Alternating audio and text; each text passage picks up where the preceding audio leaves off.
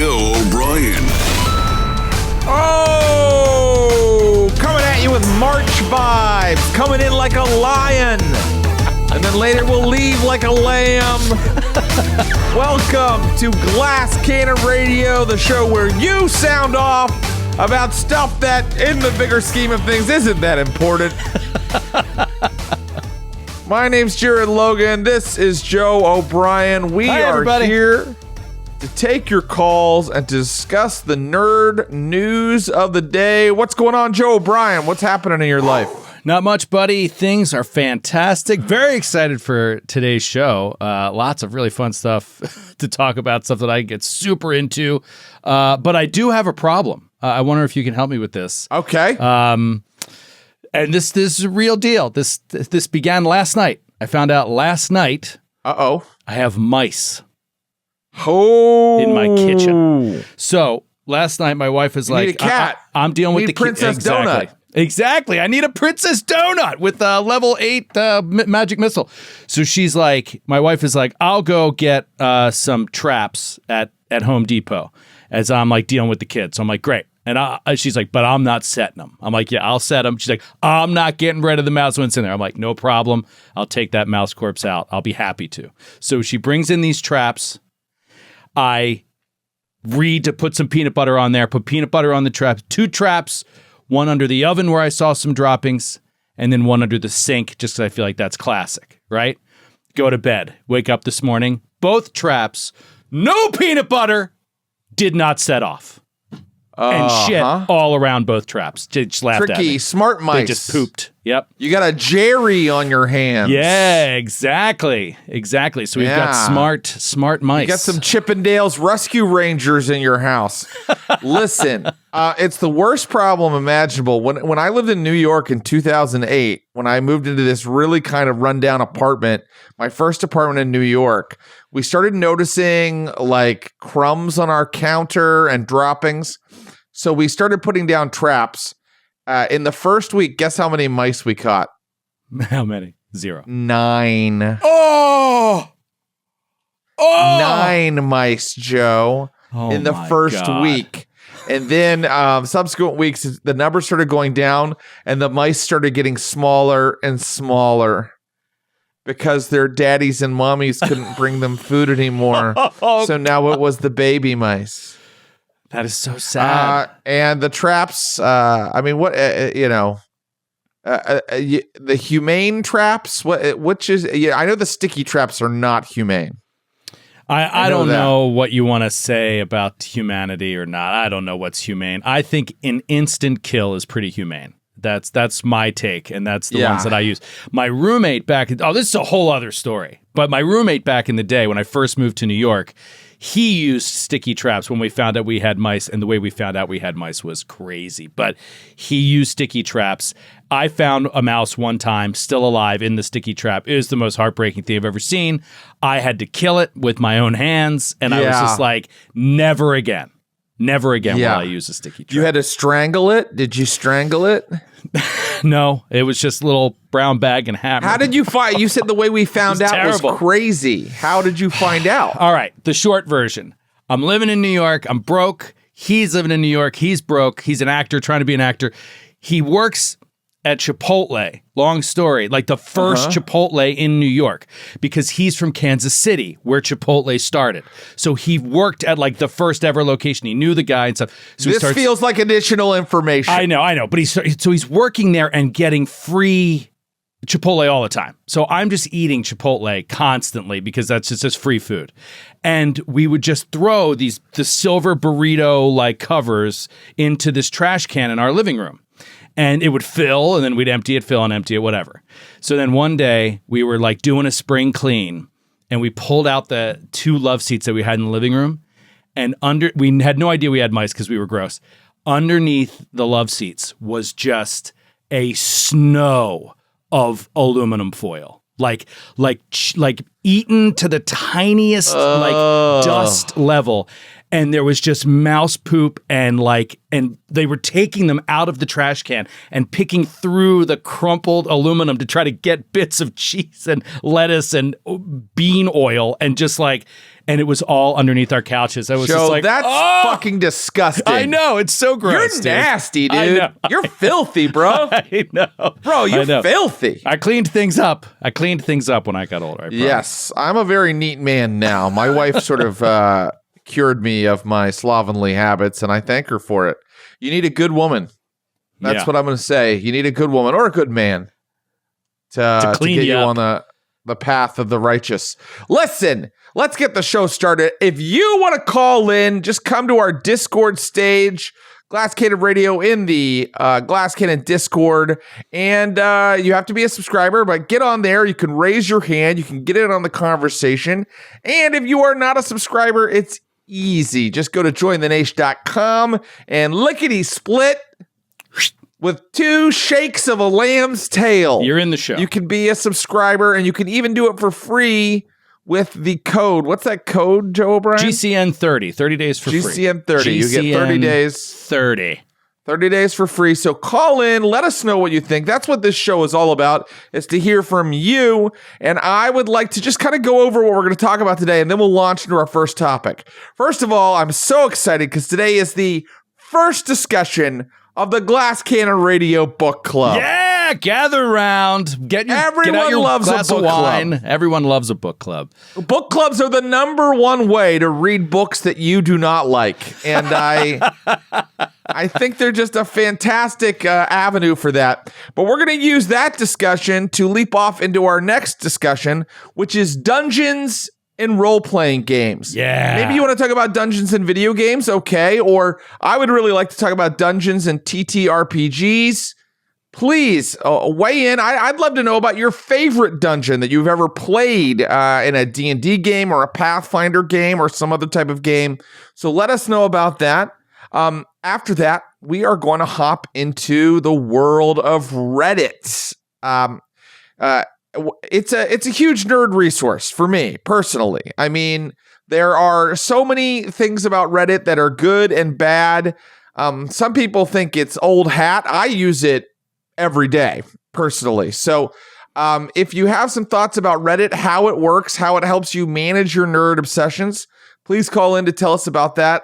And then March 10th is Mario Day. Yeah, it is. It is the day that we celebrate with religious sanctity, with religious fervor, Super Mario from the Mario franchise of games from Nintendo. We will be talking a bit about Mario before we get into a Beat McD. Beat McD's back. That is Super Mario themed. Yes. So one lucky caller will be able to face off against McD in a series of Super Mario trivia questions. Mario trivia questions. Stick around for that and get your chance to go up against McD for a fun prize. We're going to be giving away a Nintendo eShop gift card. So you amazing. Get yourself a game. Be dope. Yeah. So that's so if you cool. can beat McD, you get a sweet prize. And I think I made it pretty hard this time. I don't know. Well, I told you I couldn't answer any of these, but I also am not super into the Super Mario world. But who knows? Who knows? Yeah. I might actually be able to answer I can tell you're not super into the Super Mario Brothers franchise because you just called it the Super Mario world. You're not all the way to a mom talking about it, but this close. Okay. Well, I think then it is time for us to get into our first topic. Everybody sit in a circle with your book in your hand. And we are going to talk about our GCR book club pick, Dungeon Crawler Carl by Matt Dinniman. DCC. So the first of my discussion questions is, Joe, did you read the book? No. I knew it. Of course not. Of course not. Well, I didn't finish the book. I'll put it that way. But I read a chunk of it. I mean, don't read too much into that because I do mostly start books and not finish them. That's sort of my schedule of reading is kind of like that. We got a lot of things that we're working on here, and so I tend to like have to dive into reading a lot of stuff that is not what I necessarily want to read, but I kind of need to read. And, Joe, the rest of us read the book is all I'm saying. I know. And that's why, please, callers, Jared, take over the discussion, because maybe I would have an unfair opinion having not read the entire thing. Well, I think that we have already established that this is just like a book club out in the real world, because there are people that haven't read the book who are in the book club. But give me your impressions on how far did you get? About halfway. About halfway through it. And what were your impressions? What did you think? I thought, I've never read anything in this new realm. I thought that it was the most groundbreaking, like, novel writing, that I had ever read. I wasn't prepared for it at all. So as I started reading it, I was like, what in the hell is this? Yeah. And then I did some back research, because I was like, are we reading the first ever book of this type? And I guess not. I guess, books like this have kind of been around. But this is a really, really popular one in the, what are we calling it? RPG lit? Lit RPG. Lit RPG. So the other way around. So it's a lit RPG. And I understand that some are more about like a tabletop kind of a perspective on RPG. This one was very much in the realm of computer video game RPG. Yes. Yeah, but also, video game RPG. Sure. Not just a straight up video game, but an RPG specifically. And my impressions were it's not for me. I wasn't, really? Yeah, I wasn't into it, and I don't expect I'll finish it or read another one. But it's just the style. It's not really for me, for various reasons that we can get into. But I don't want to say too much, because I want to see what callers say. If every single caller loves this book, then that's great. And I'll point out some things that I didn't like. But I'd like to hear from other people if they had any issues with it. Well, I'll give my opinion. Yeah. Which I think should weigh more than yours and all of the callers, given that I am a voracious reader, an eclectic reader of nonfiction, fiction, novels from all eras. So my opinion is probably more valid than your opinion or the opinion of any single member of the Naish. I saw people on the socials going like, this wasn't a very deep read. This just wasn't like a really kind of complex novel. Really, Dungeon Crawler Carl? Wasn't the next great American novel? It didn't change the way you look at the world. Don't worry, guys. For the next book club, we'll read The Plague by Albert Camus, okay? But for this one, we chose something that sort of intersects with a lot of the topics that we talk about on this show, RPGs I couldn't and imagine video games. a better audience to start this book club with. This is perfect. I've also seen people on the socials go, I already read all 6, and it's like, okay, slow the fuck down, okay? Yeah. Today there might be some spoilers on the first book, which we were all supposed to have read, but please, I don't want every call to be like, well, when you get to book 4, that doesn't matter anymore. I don't want to hear that.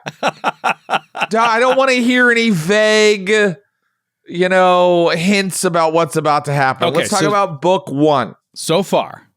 Yeah. You're just kind of like laying into the book club audience without saying what you thought of the book. So what did you think? General impression. You loved it. I loved it. Look, when it started, I said, I don't know about this. I really don't like talking cats and things like that in books. I find that to be too cutesy. Yeah. I thought you and I agreed on that, but now I see that you've changed your ways. This Matt particular Tinneman has way made you change your ways. Anything can work if written a certain way. So for me, the way he played that relationship and played that character worked for me. I really liked the humor in the book. I thought that some of the jokes didn't work, I'll be honest, but he takes so many swings on jokes. Yes. Some of them really did work. Joke. Yeah. And I was like, not funny. And a couple times I was like, that is really funny. And I will point out one that I literally laughed out loud, but I'll save that for a little bit. But okay. it was Well, great.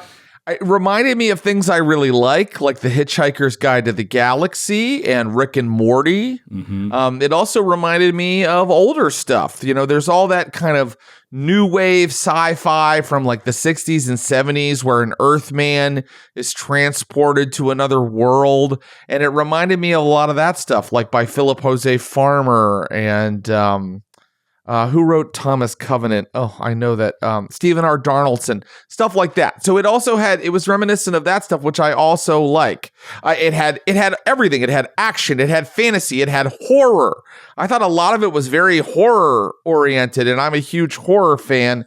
But overall, man, I just thought that the book moved at a great clip, which is huge for me. I think that for a book like this, to move at a great clip, to at every moment just trying to entertain you. He just never stops trying to entertain you. And not every single thing he does, Matt Dinniman, might entertain you, but he does it so he's trying so much that a lot of it does. Yeah. So I thought it was just a super fun read. I do intend to read the next book in the series and probably the subsequent books. However, I have piles of stuff to get to. I still need to read. From our discussion a couple of weeks ago, I'm into The Expanse now again. So there are some other, foundational series that I need to consume, but I will be coming back to Dungeon Crawler Carl. That's my 2 cents. Why don't we get some callers up here? Let's get some callers to the stage. I'm assuming if your hand is up, you want to talk about Dungeon Crawler Carl. So if you see me flag you and you want to come up and talk to us about it, Megan seems interested to chime in. Megan, can you hear us? Hey, yeah, can you guys hear me? Hey, yeah, yes. We got you. What's going on? Awesome. First, I'll say a long-time listener, first-time caller. Awesome. Thanks for listening. Welcome. Yep. Calling from sunny Omaha, Nebraska that's in the middle of a blizzard warning, so that's exciting. Oh, my gosh. Batten down the hatches. Yep. The perfect day to curl up with a good book. Yeah. It's so true. I hope you also have hot chocolate with marshmallows in it. Go ahead. So I will say I kind of get where Joe's coming from with some of his complaints about the book. You also only read half of it? No, I read the whole thing. Oh, okay. Let her finish, Jared. Let her finish. She's getting Joe's side here. Let her finish. All right, continue. The funny thing is, it was actually suggested to me originally by a guy in the Pathfinder game that I've been playing at my local gaming store. And then you guys picked it for book club. So I was like, well, I guess I should check this book out. But I was a little hesitant because I'm not always upon first inspection, it just seems like another Hunger Games style book. And it's like, how many times do we have to read about a dystopian future where like humanity is ruined? Right. Or it has to play games for spectators in order to survive. Yeah. Yeah, exactly. But I did think it was really fun. And one thing that I think kind of stuck out to me a little bit, I think it gets stronger in the second half of the book too. I think it kind of finds its footing a little bit. And as you learn more about the other alien races, and you see that even the people that seem like they have power in the game are really just another cog in the machine. Like they're working so that their family is safe. And it really just it opens up kind of an interesting question about how much humanity even really matters in a system like this, and I just thought that was kind of interesting. I'd agree. The second half got that's the great, second Megan. half. Thank you for calling. Thank you, Megan. I want to take as many callers on this as we can. So let's do it. The second half does get more complex. You learn more about the world outside the game, and you can tell he's building towards something, a lot deeper about how to escape the game or the world that has created this game. So I would agree. I didn't get to that. That sounds really interesting. I did think that the NPCs by and large were interesting. There was always little interesting tidbits about why they were there, how they got there, and how they plan to survive and stuff too. So that added another layer, despite all of the silliness that really made it feel kind of grounded and gave you gave stakes to everybody, within the dungeon. We got an old friend here, Jared, that wants to talk. Okay. Dungeon Crawler Carl. Your good buddy and mine, Clint Trucks. Clint Trucks is in the Discord. Can you hear us, Clint? Booty! What's up, dude? Clint? Hey, fellas. All right, let me jump right in. Jared, if you just get to like book 7, it's I know it. I know. I knew if I didn't say that at the top, 9 people would say that. So, well, allow me to be the first. But I think everything you guys are saying is completely fair. And I started this with every expectation to hate it. It seemed, I don't love the frivolous Jared. I know, yeah. You and I like deep literature. We absolutely do. And I will admit a certain literary chauvinism to the idea of this lit RPG or progressive fantasy thing that's been happening. And generally speaking, a lot of those books get terrible reviews because they're self-published and frequently not edited. And this was self-published until a big publisher picked it up, until Ace picked it up. And I think that sort of brings me to what I think is actually special about Matt Dinniman, this author, and this series, is that the quality is like, maybe it's because I went in with low expectations, kind of phenomenal. I found myself being shocked constantly about how clever he was. And forgive me, when you read a little bit further, the depth of thought and planning in the world. I love feeling like I'm in safe hands with an author because they have really thought about the situation. And this does not disappoint. In fact, it will surprise you endlessly as you continue. Are there really, is a really good word. 7, 8, 9? But how many books are there? 7. Book 7 came out recently. And you've read them all, right, Clint? I have read them all, yeah. Yeah. And keeping in mind, I started like 2 months ago. Wow. Right. Like so I tore through them. Binging. Clint reads way more books than any of us. I would say clever is a good word. And normally if you told me an author or a book was clever, it would make me wince a little bit. But this is like legitimately clever in the fullest and most positive sense of the word. I agree. I also, perhaps I might have been more turned off if it was more TTRPG based. That it's video games, reality TV, internet culture, social media stuff is actually more interesting to me. So I've enjoyed that portion of it because it becomes expressly about reality TV and social media as the story continues. Right. Yeah. They've got to accrue the followers and whatnot. And you get to see more of the world outside of that. Yeah. Awesome. I mean, that's probably one of the main reasons that I didn't like it. And this is not a failure of the book or the writing or anything like that. Why I say it's not for me is because I have such like intense negative reactions to social media and reality TV in general that like, as I read about it, like I don't find it to be like a great satire, right? Is that the right word? Like a, kind of look inward and see the problems that you have. I'm like, I'm well aware that these are major problems. And I don't know. I take it too seriously when I read things sometimes. It's it's not an escape to bring in those elements for you, maybe. Well, the problems with the modern world is it's so over the top, there's no satirizing it, right? Right. Yeah. Yeah. Well said. Clint, do you want to hang around for a minute? I mean, I'd love to take more callers, but you don't have to go if you've got time, if you want to stay and keep chatting.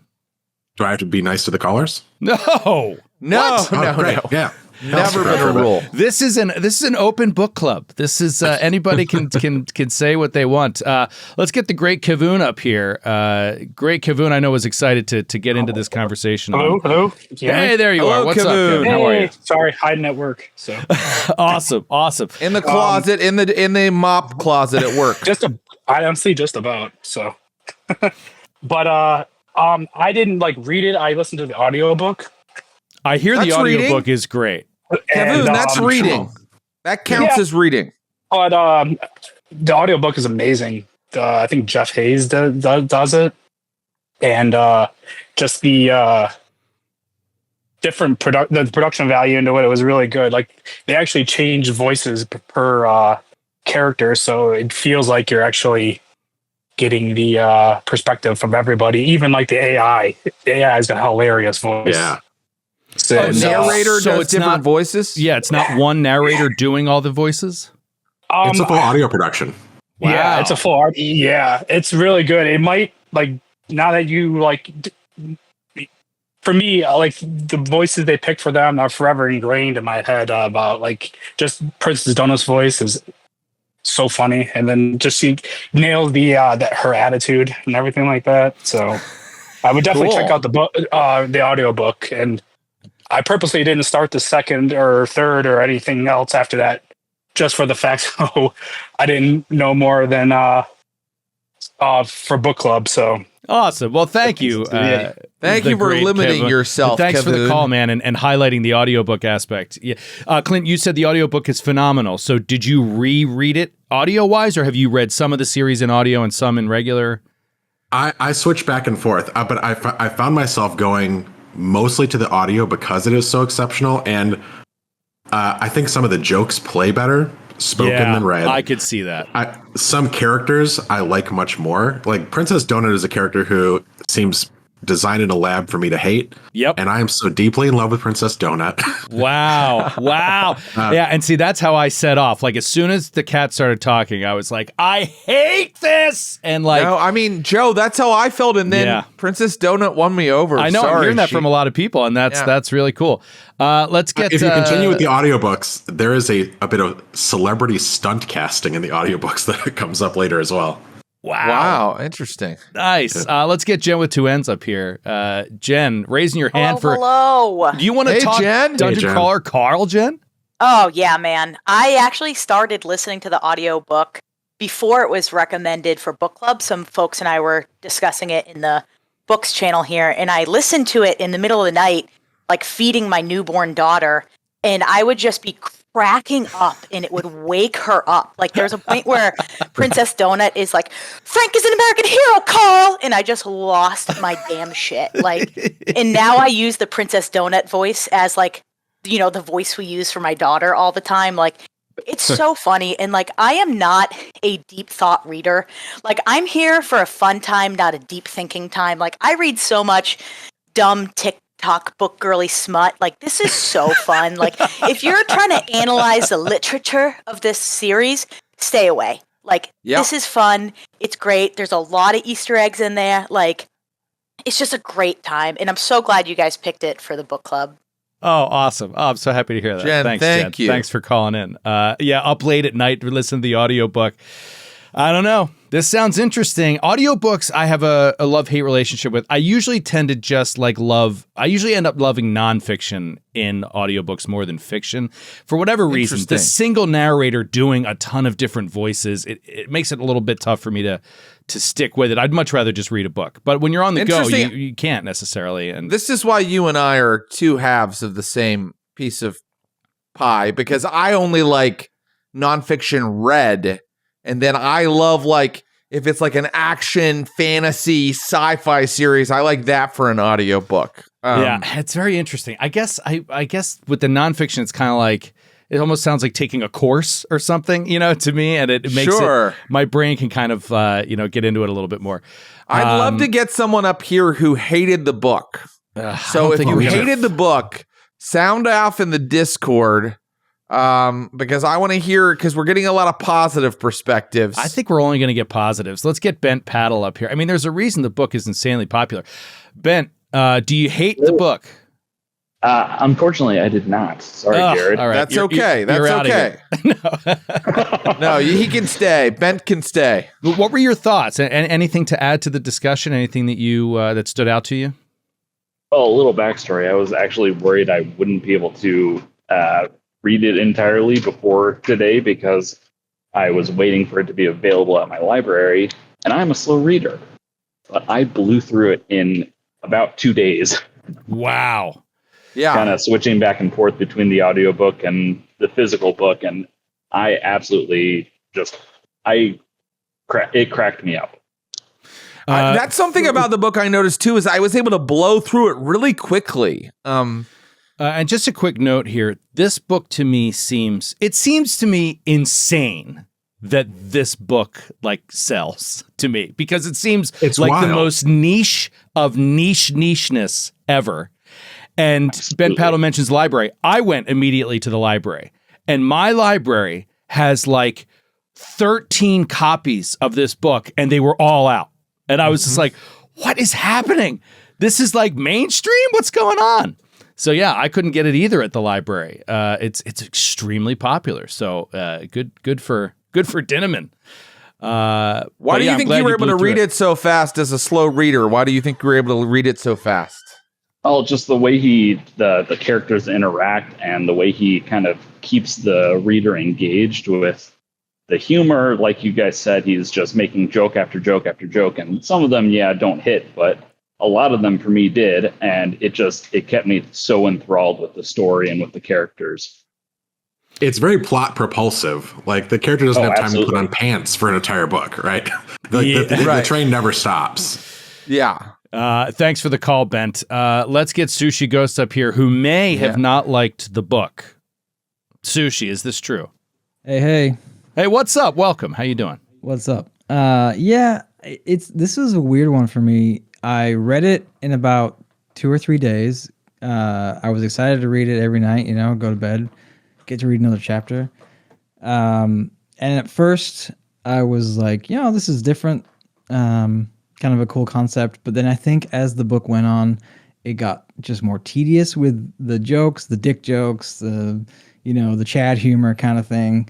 And I just thought it was Chad humor. Yeah, it didn't really hit me. And when I was done with the book, I was like, okay, I guess I don't know. It's a really hard thing for me to describe why I didn't like it. I had a hard time imagining the dungeon and kind of the setting. To me, in my mind, I was just imagining just like blank stone dungeon hallways the entire time. There wasn't a lot of descriptive text about. Yeah, where I'm he with you on was. that. I wonder, but that's part of, I guess, what Clint and Jared love about it is, to use that term plot propulsive, which is a great term, is like he didn't spend any time delving into like long scenery discussions, right? It just was like action, action, action, action. You fill in the blanks. You fill in the blanks. And sometimes that makes it seem like it's set upon a blank canvas, which Sometimes you want J.R.R. Tolkien to give you 3 pages on the specific flora of the landscape. Or is that because there's no omniscient narrator sort of telling us everything is Carl's POV and internal monologue, right? Occasionally it will go off other people's POV internal monologue, but 90% of the time it's Carl. And he's more concerned about dying than telling you about the nature of the slate. Thanks for the call, Sushi. Happy to get a negative. I don't know. Did you guys find it to be Chad humor? That was the hurtful comment by Sushi just now to me. I don't know what that means. Oh, that means like frat boy humor? Frat boy humor. Yeah. Which I would say that there was quite a bit of crude humor, but I love a good dick joke or an asshole joke or a fart or a poop joke. Or I'm not above any of those jokes. I'll tell you what I didn't like right out of the gate, and it never grew on me. I hated the AI humor in the like item descriptions and like the rewards and stuff. I was like, this is so off-putting to me. I couldn't describe it. Like, it's like if I played it, it was like breaking its own fourth wall, like over and over again. Like, look how much we know about video games. It's like, I don't know. It irritated me. It wasn't. I would say the humor that came out of the moments, I thought, and the dialogue. Some of it was very funny. That humor of the AI bothered me. It rubbed me the wrong way. I would say if the book has a thing in it that is most wearing what it is on its sleeve and trying the hardest, it would be those little AI paragraphs. Absolutely. Yeah. It was but sometimes they worked for me. Not always, but sometimes they worked for me quite well. I'm sure that we can get some I love the foot fetish stuff. I thought that was hilarious. I missed that. You missed the foot fetish? Why, that's the whole book. No. Let's get somebody else up here. Lagnus, you've raised your hand. Do you want to chime in? Are you playing a harmonica, Lagnus, or was that a connection? What's happening, Lagnus? Oh, dear. Lagnus? Lagnus. We'll come back to you, Lagnus. Raise your hand again if you get a chance. Anu, would you? Yo, what's going on, guys? Yo, what's up, Anu? How's it going? Good. This was a great first book. Honestly, it's a middle school level book, and the humor is definitely military humor. Oh, is it? I want to bring up that point when they fought the goblin boss, and then like the cat's all like, "Yeah, I did get to see it. Yeah, he was reading a book, man, and there was a bunch of babies in there." Like that. Let me dark humor right there. Let me retell the story. That is what I highlighted before as the moment I laughed out loud. I thought it was so the death brilliantly funny. Yes. Because you're reading it and she says, she comes out breathless and she's like, yeah, he's in there, throw it. And he hits the button for the bomb and it's like, boom. And then she's like, and there were so many babies. And I was like, that is amazing. That was very, very funny. And then you turned the page and he's just like, what? Did you say that there were babies in there? And then, hey, and I just want to remind me, Joe, because when we get into dungeons in general, I have something about those goblin babies that I want to share. And then one more thing, and I'll let Anu keep talking, which is, and then just after that, again, pointing out one joke I did really like from the AI is when it came up and the achievement was you killed 24 non-combatants in a single action. We're like, oh, the achievement was war criminal. Yes. That is so funny. You killed an infant, you psychopath. Yeah, exactly. Oh man, good. You grabbed it, Anu. That was my favorite moment. Do you got anything else you want to add before we take somebody else? Yeah, honestly, I think great book, first book, and I think with more book clubs, we'll get more in depth with better reads as far as sophistication goes. But this is a great first book for book club, honestly. Awesome. Well, I'm really glad you dug it, and thanks for calling in on book club day. Thanks for reading. Yeah, thank you so much. Well, Lagnus is back in, but let's see if we can get you up here. Had to restart Discord. Let's get down with the Lagnus. Is it working now? It's done with me. I think so. It's working for me. Yep. All right, I can hear you, Lagnus. Okay. I just restarted Discord. No, I thought I was going to hate this book because I think the name Lit RPG is so stupid. like honestly, I have it recommended several times, and I was always like, "Oh, this sounds really stupid." But it's more like absurdist comedy book. The bleak backdrop. So I think if someone thinks, "Oh, that's a stupid name," you might give it a chance. I did the audiobook on Audible, and I thought it was great, to be honest. Awesome. Well, yeah, thank you for the heads up. I'm going to read the future ones via audiobook because people are raving about the audiobook. Now I'm kind of tempted to check this out. I do want to highlight, because there's not a lot of negative reviews out there, so let's get some negative reviews in here from Butterbiscuit in chat, who says, I thought it was completely unreadable and I refunded my Audible credit to read something good. Ouch! I want to know what Butterbiscuit thinks is good. Yeah, that's the follow-up question, right? He's like, I refunded it, and then I got a good book, A Court of Thorn and Roses. I have a lot of respect for people who can pull a ripcord on a book. Like, just decide, not for me, close it and put it away. I think that's great. Yeah. I had to do that recently. I was 200 pages into something, and I was like, I'm not going to get through this, Good for you. Good for you. It's okay to do, you read some of it. You tried. Move on. Let's get Farrell up here. Farrell, welcome to the stage. Farrell Cat. Hey guys, what's going on? Hello. Welcome back. How you Your doing? thoughts on DCC? Thanks. I loved it. And it's funny because I had posted this in the Discord that I used to be a huge reader when I was younger, and then I had a kid and life happened, and it was 10, almost 15 years where I didn't read a single book, and I just couldn't get into anything. And this book series brought back my love for reading. Wow. I've read all 7 books. and I flew through them.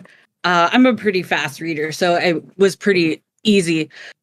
But they were so fun. I agree with most of what's been said, but they were just entertaining and fun. I felt like there were so many things happening in the world that made me think of GCN.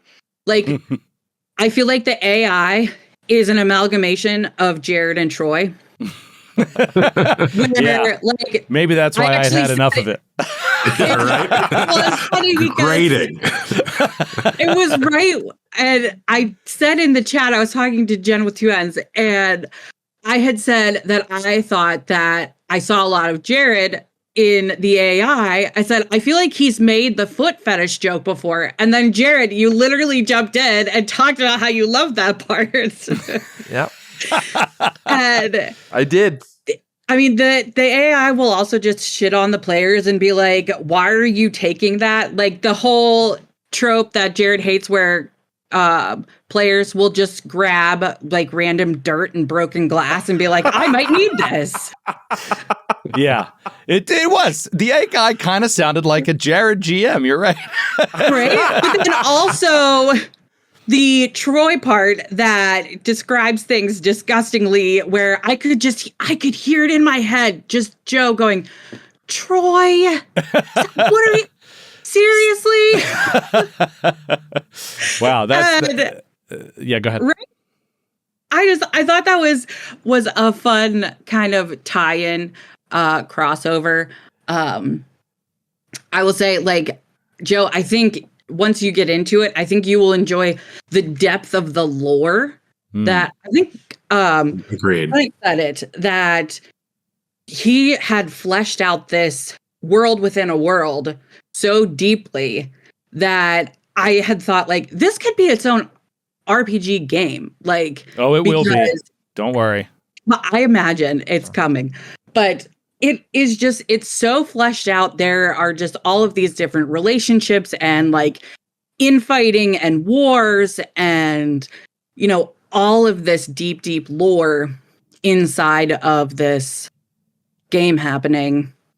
And when you discover that a lot of the dumbest things in the world are motivated, that right? is a fun discovery. Yeah.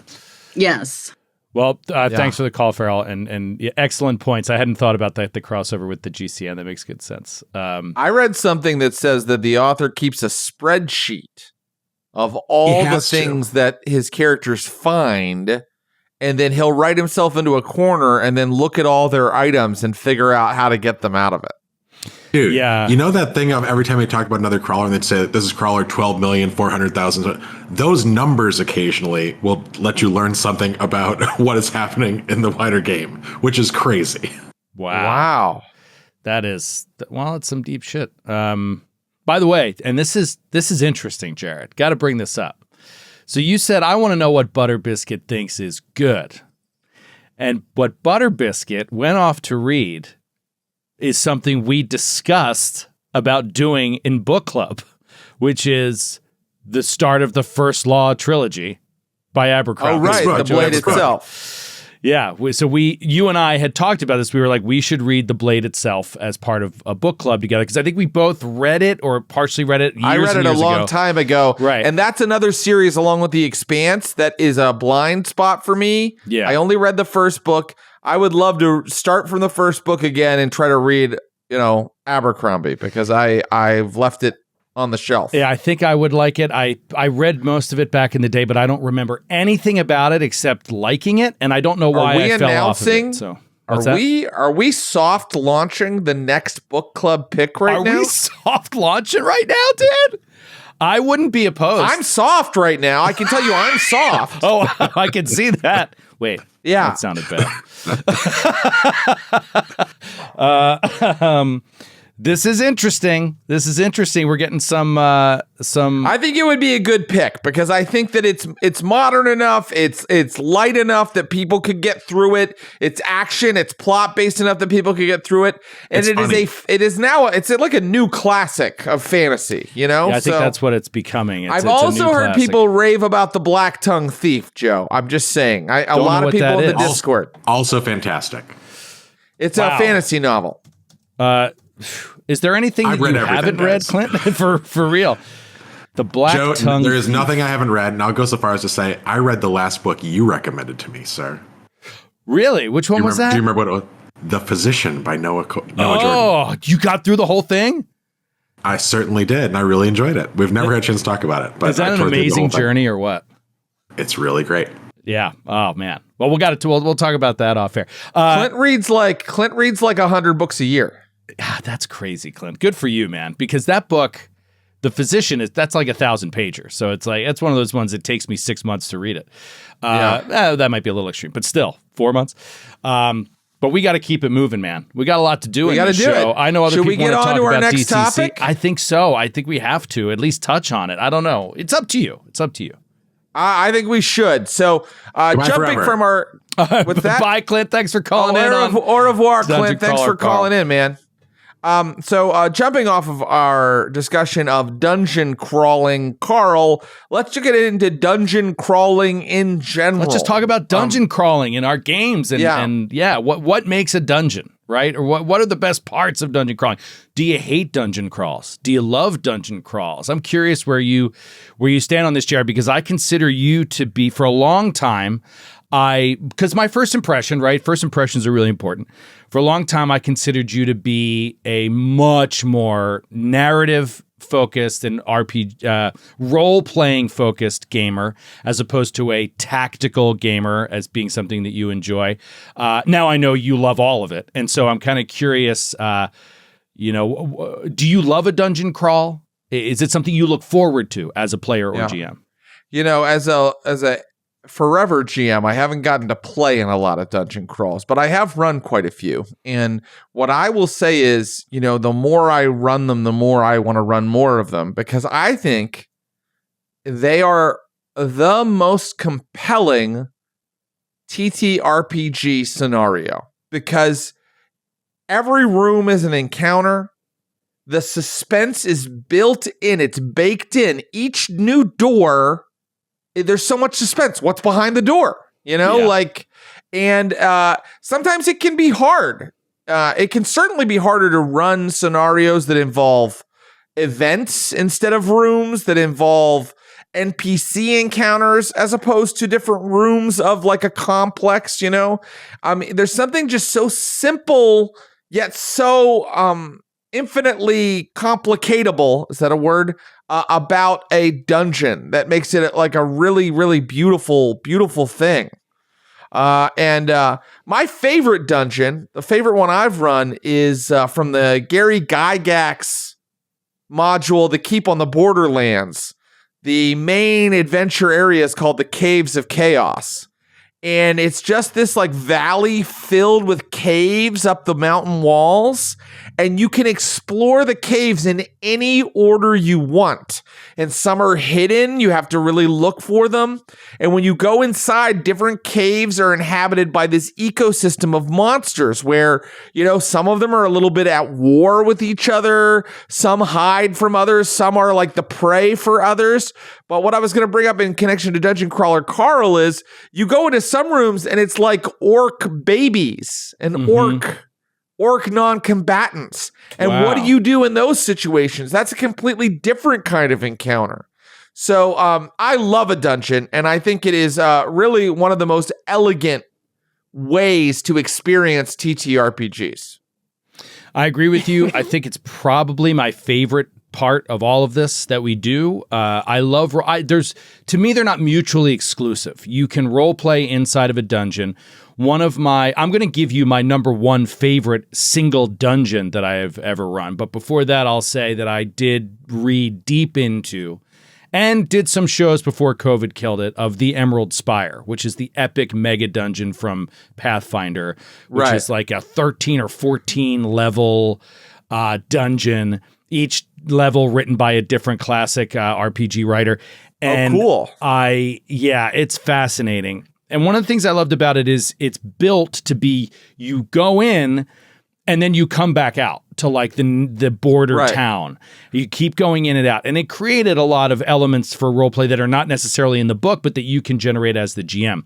So that was really fun. But I love it as a GM because I like having sort of, even if there's a lot of rooms, there's still a finite number of things you have to kind of think about and prepare. Right. Whereas if it's like you're entering a new city and it's just like, who do you want to talk to? Like that stresses me out as a GM, right? Like to have a whole, to have every shop. You don't have to have them all prepared, but you never know what players are going to want to do, and you want to give them the keys to the car fully in an open world scenario. That can be stressful. I love when I know we're in a dungeon, it's like each session is ready to go, and I enjoy the, how you can think about the way someone will move in a dungeon and then see the complete surprise, by what players end up choosing to do. So I think that, not only do we want to have callers come up and talk about dungeon elements that they love or don't love, but also, some of your actual favorite dungeons. I'll say for me, the thing that I dislike the most in dungeon crawls that are an essential part of many dungeon crawls are puzzles. I do not like puzzles because I find that ultimately, for me as a player, I will never figure one out, ever. Right. And as a GM, I find that most of the time I'm just giving the players the information anyway, whether it is from a roll, right? Like a knowledge roll and you just give them the information. Right.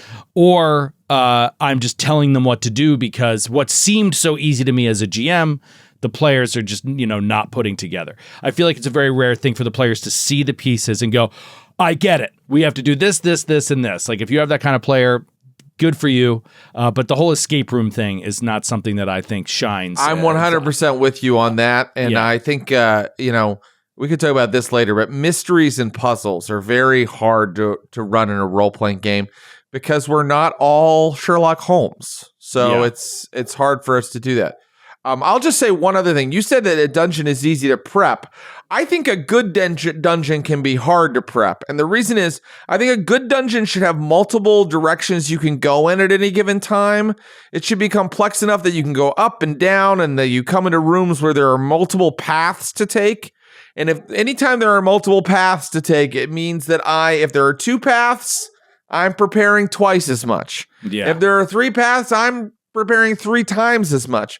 So sometimes I think a dungeon and a hex crawl, which is just an outdoor dungeon, right? And we've done a lot of that in Blood of the Wild, can be tricky or it can be labor intensive to prep. I would say more so, honestly. I say more so than an event or NPC out in the village based adventure where you can kind of move things around to where you need them to be, a little bit more. So yeah, I agree with you. Maybe I'm just remembering it with rose-colored glasses because I really haven't run a dungeon in a very long time. I'd love to. I think one thing that I was thinking about as I was preparing for this segment is like, I should not stress about the greater grand story of a dungeon and take a dungeon that I love that's in the middle of an AP and just run it for some players. Run that. Hey, what a really smart idea. That's a great idea. Like without having to do the AP. So I'll what tell if you just ran Calamity Caves from Blood of the Wild? You just why not? ran you give them a little bit of itself. detail. You say like you are a sort of in a hunter gatherer band, and you have to make it through this cave, and that's all that's all you need to know. It's interesting. So my favorite, when I thought of this, I thought, what's my number one favorite I ever ran?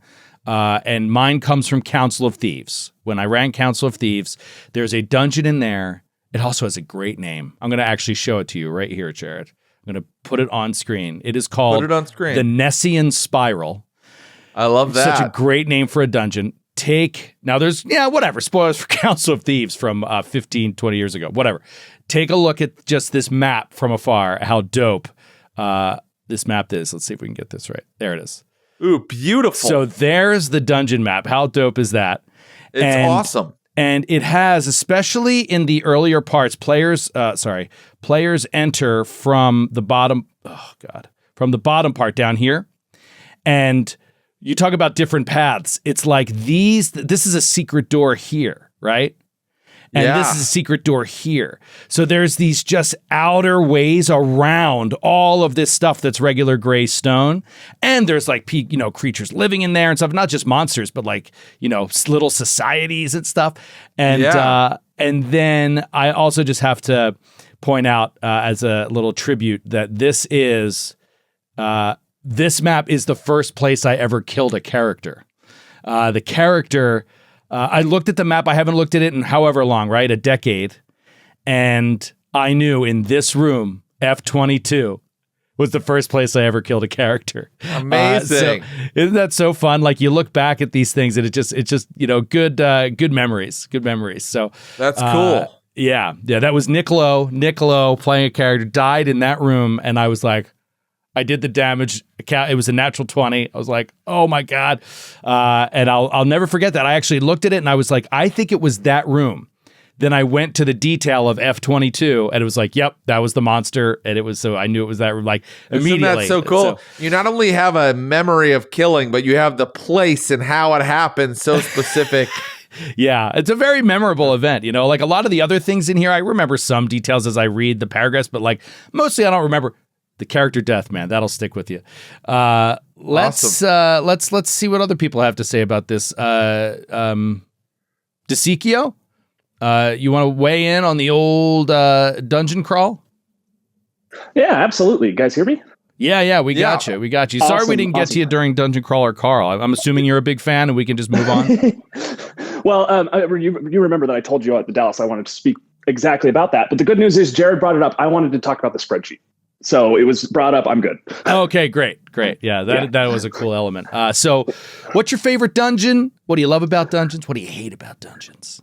All right. So this is probably recency bias on my case, but I'm currently running my players through the Skull and Shackles adventure path. And the end dungeon at book 1, I'm not saying it's like the most elaborate thing in the world. It's not a mega dungeon by any means, but I just like how it felt real to the world. So some spoilers for Skull and Shackles. The final dungeon is actually this cave system that was caused by the erosion of the ocean into an island bay. And so it's partially flooded depending on the tides. And that was my favorite part. Your players had to choose what time did they want to go in. If they go in at high tide, the cavern is almost completely filled with water, and you'll need a party that is capable of swimming and dealing with breathing issues. If you go in at low tide, taller characters can walk. The smaller ones still have to swim, but you're closer to the sharp rocks at the bottom. And if you go in when the tide is either going in or out, if I remember correctly, I think like the DCs for avoiding those rocks just from like the motion of the ocean slamming you against the walls could be increased. Motion of the ocean, bro. So you're dude, that's so cool. I like that cavern. There's like kind of a timing kind of element to the entire you gotta watch environment. the tides. Yeah. That was like one of my favorite things. And then, of course, you've got like the actual enemies that are living there and it's their home. And it kind of makes sense that they're there. But just like the natural element explaining the dungeon and becoming such a pervasive threat in and of itself was quite unique. And I loved that. Yeah, that's awesome. It's always cool when there's just like a kind of a real deep lore to the place itself, that explains why all these things are here and what created them and stuff like that. I mean, that's why you get a full story out of a dungeon. Even though it's just a series of rooms and challenges, you still get like a full story as the picture of what this place is comes into view, Have you ever written your own dungeon? I have. I did homebrew 5e for almost 3 years one time. So I would pepper in dungeons that were pre-made occasionally in that campaign, but I personally think if you are going to run homebrew D&D or Pathfinder, the best thing to do is to do dungeons and to do locations, just pick some monsters and pick a map. That's the most important thing to do. If you get those two things right, then you'll a story and all that will emerge on its own. So you reverse engineer. This is what I've told people for years. You reverse engineer the story into a map you already find. You don't try to make a map of the story in your head. It's so much extra work that is just really not necessary. And if you start with the map, you can make amazing story. It's like coloring in the lines. Like you can be all as bold as you want coloring outside the lines, but then like it's probably going to end up looking like crap. But if you work within this structure, it can be great. Yeah. Right. Sometimes in my 5e game that was homebrew, I would pick some monsters and then I would just my whole prep was just drawing a place I thought that they would live and would be cool for a fight. And I do draw, so I'm able to draw. So I would just do that, and that would take me. It might take an hour, but it might take less. And I was ready to go. Okay. Location. Yeah, I guess I am thinking a little bit more of like, when you're playing online and stuff like that. But yeah, I don't know. I like the idea of taking the map first and then, back building it. I'm also loving this idea of like, if you love a dungeon that's in the middle of an AP, and all you want to do is run that dungeon, just run that dungeon. Because I want you to run this one from back in the day. For me. I know. I'm thinking about this one from back in the day. I want to say this is like a level 8 dungeon or something like that. And it's like well into the AP. But you don't really need the whole story. I mean, you just go in with like a couple sentences of story and just go do it. Here's a question. If you're homebrewing or if you're a professional designer, right, in a book, is part of designing a dungeon, do you feel like you need to build in an area to rest for players to rest? I mean, I think that you probably would if you're smart and you don't want it to be too hard.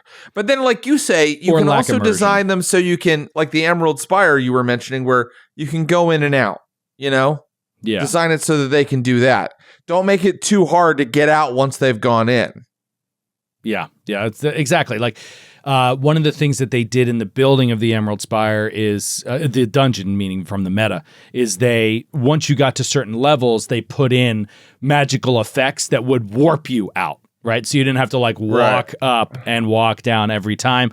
And they had a good explanation for it with these magical runes and how they worked and everything. Sure. And so it made sense, but it made it you could return to the town and stuff like that, interact. And there were other people interested in those dungeons as well. And, that's what created some, other people might want to go in there and get rewards as well. Doc Robotnik, why don't you come up and tell us what you think about dungeons?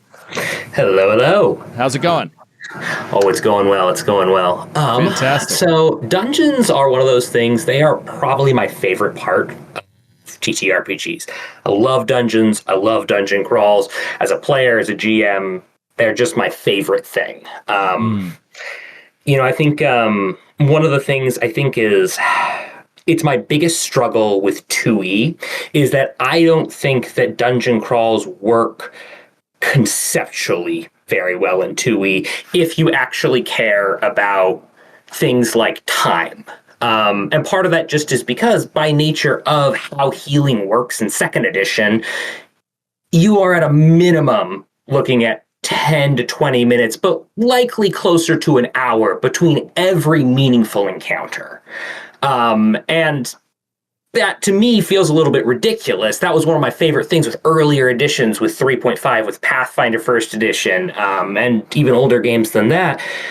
You could have, it's like, okay, when you're going in here, every encounter, everything affects something else. Who's on the other side of that next door?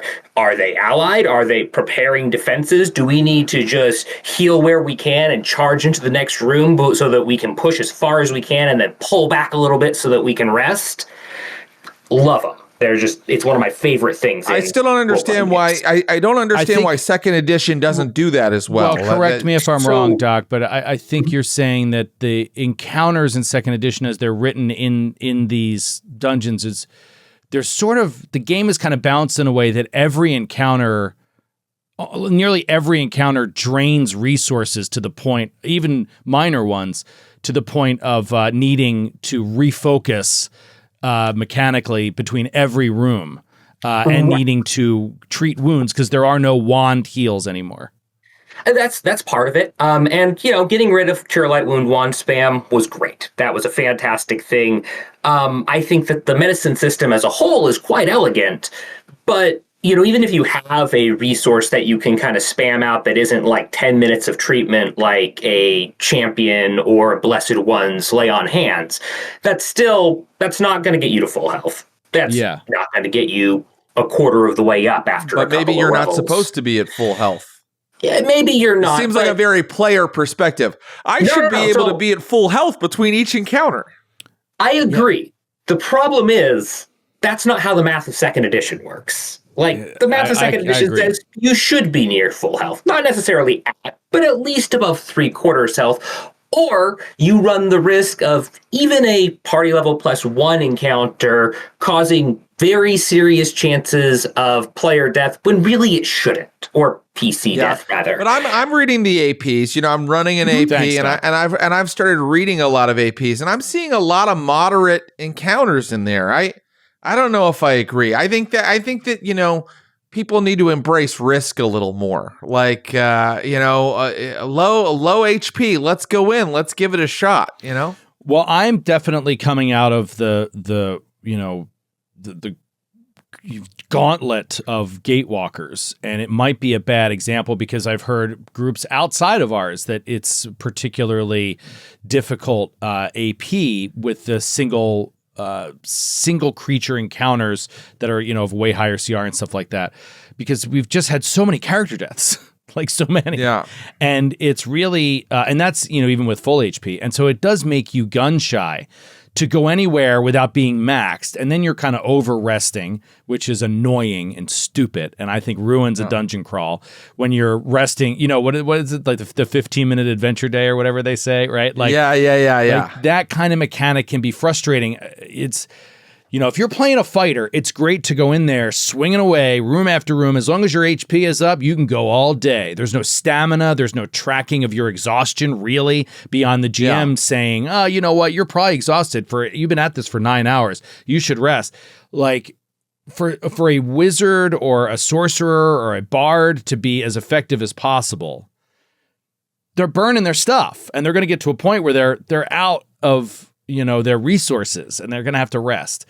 Well, that's a dungeon design is so tricky. I do think that a dungeon needs to have social encounters. It needs to have encounters that could be combat, but maybe diplomacy will work. It needs to have encounters that are just, let's not say puzzles, but encounters where you're interacting with stuff instead of things that are just trying to kill you. And then that way, maybe the adventuring day is going through a series of rooms that are not a fight, getting to one that is a big fight, losing resources, and then going and healing, Yeah. And I also don't think, I think it's an opportunity, while everybody's healing, you send in an enemy that's like heard them or something. That's fun and interesting. I know that seems hard from a player point of view, but I don't know. I just feel like it works. I don't know. It is a fine line. Right. 8-Bit Deity, come on up. You raised your hand recently to talk about dungeons, I suspect. Your mic is muted, 8-Bit. You're going to have to unmute that. I do love... Check 1, 2. Hello? Yeah, there you go. There you are. What's up? Hey, thanks. Long-time listener, first-time caller. Awesome. Great to have you on. Yeah, so I have some thoughts on this. I've been running Pathfinder 2e now for about 2 years. I'm running 2 instances of the Abomination Vaults in different groups. Awesome. And loving it generally. The one thing I think about dungeons, so...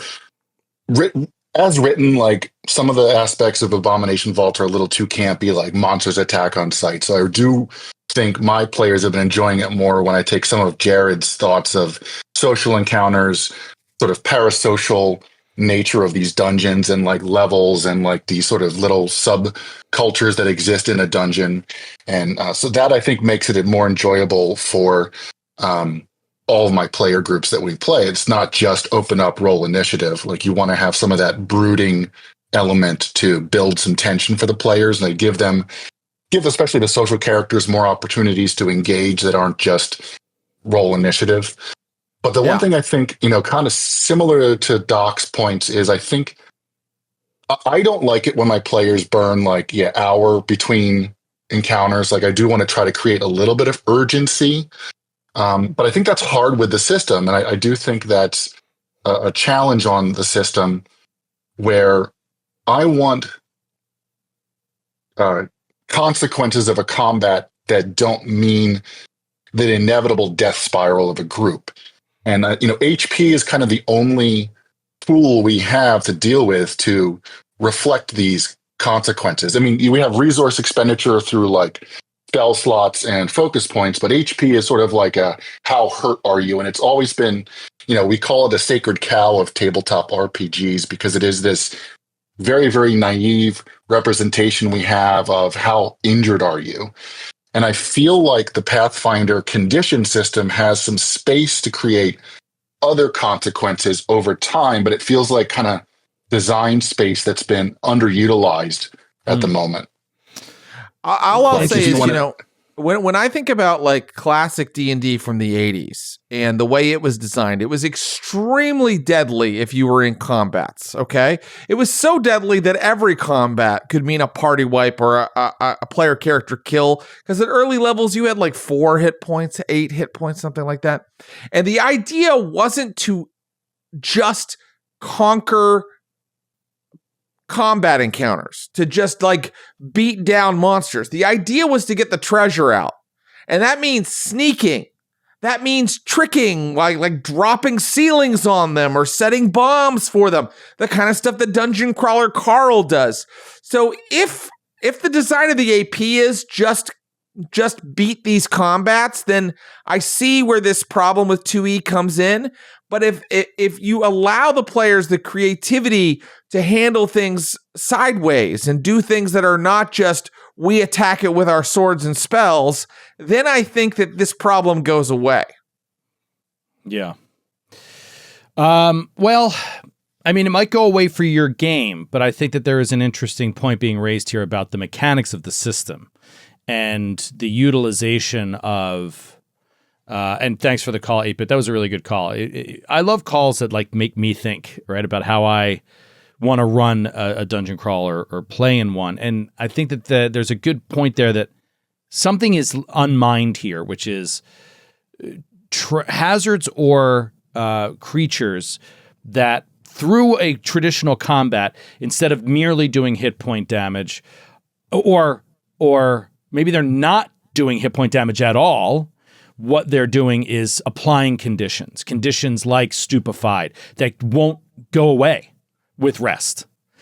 Conditions like sickened or something like that usually you're fine after 10 minutes, but things that make you feel the degradation over the course of the dungeon run that aren't necessarily just hit point loss. I think it's an interesting thing to explore. Maybe when this creature attacks, it's not just a slicing open your skin. It's doing something to your mind. It's making you less. It's implanting fear that won't go away. I love that idea, attrition through conditions and other things other than HP loss. But I will say the system, like you said, sicken goes away after 10 minutes. It would be difficult to do that. You would need conditions that persist. You'd have to homebrew it. You'd have to homebrew it. And all you'd have to do is essentially say and they do this with specific creatures or monsters or abilities or situations.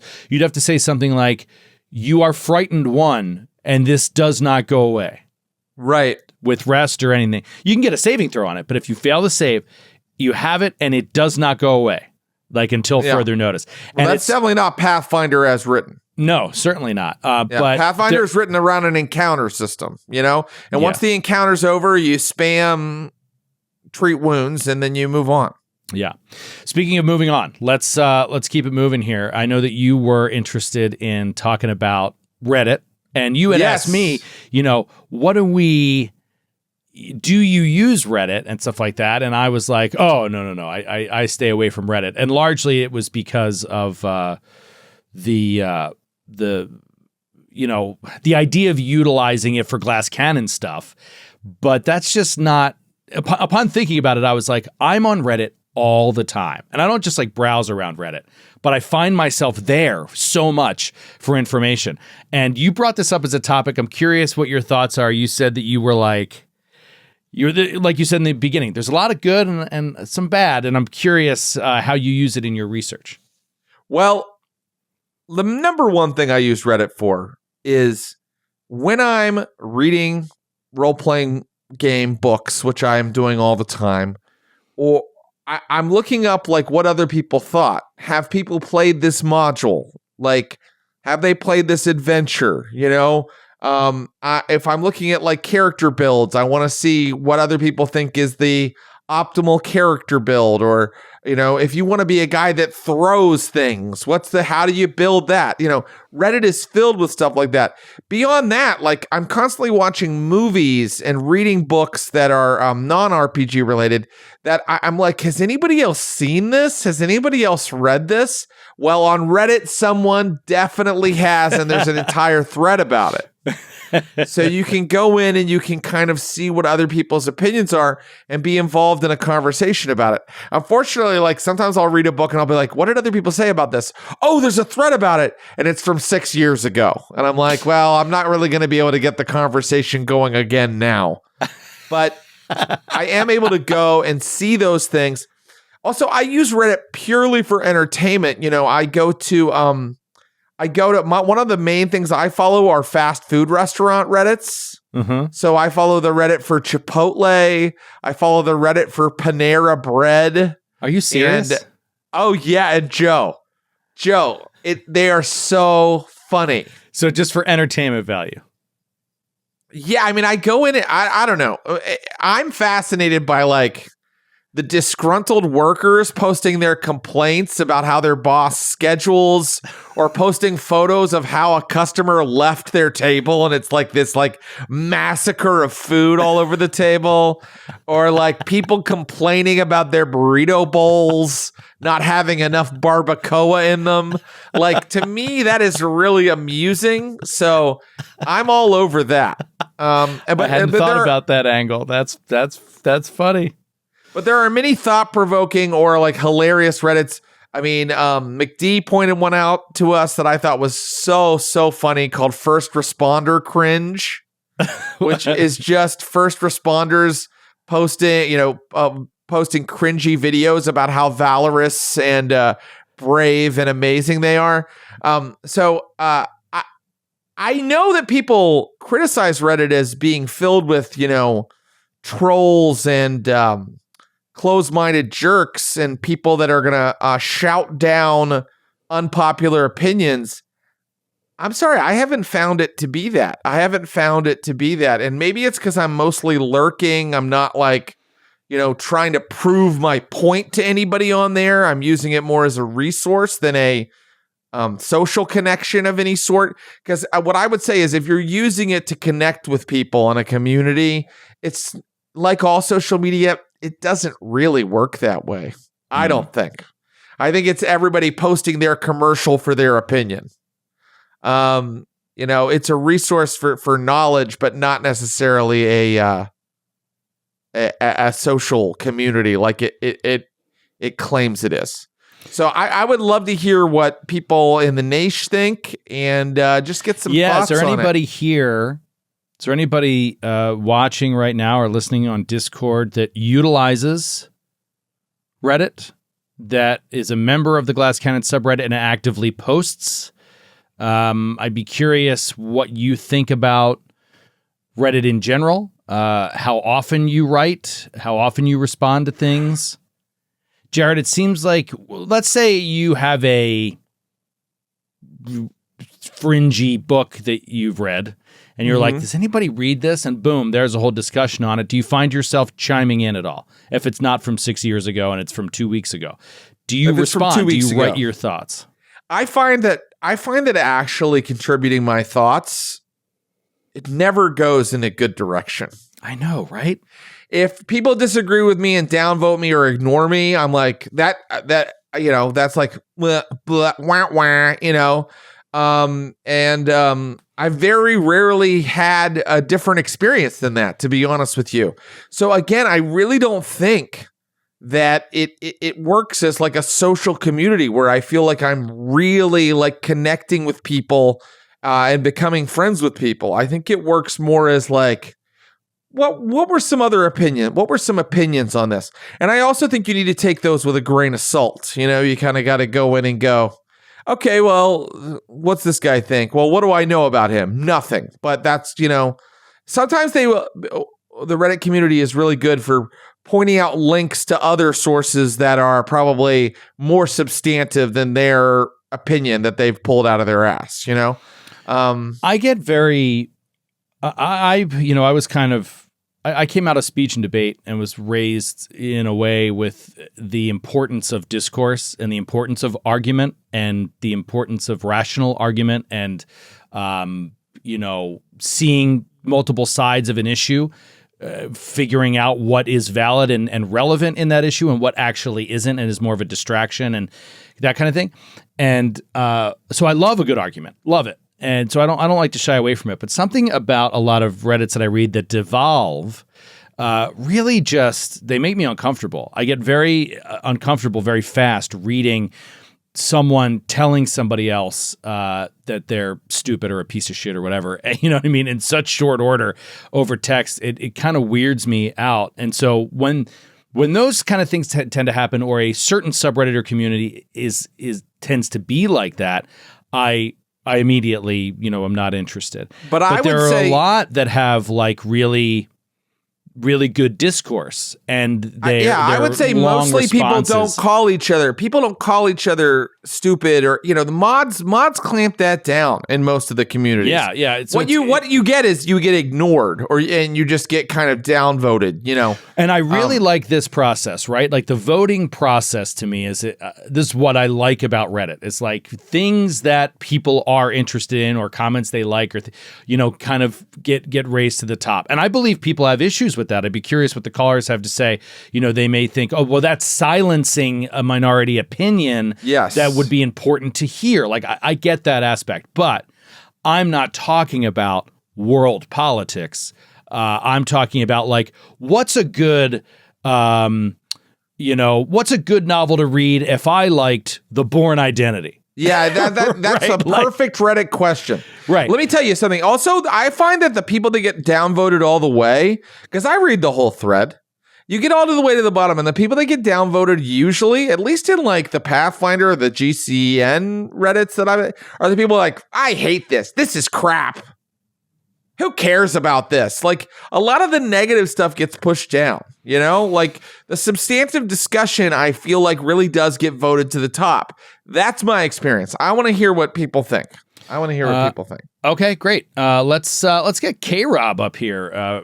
K-Rob, are you active on Reddit there, K-Rob? I am. Interesting. So what are your thoughts on the platform in general? How do you use it? So I use it just to get information, just because I feel like, Twitter used to be my source of information back in like the mid 2010s, I guess. Mm-hmm. And then Reddit just took over that, because I feel like over the years, obviously Twitter has gone down. There's two things. I either get information, like I go to the NFL subreddit, like I just found out Sam Hubbard had retired today.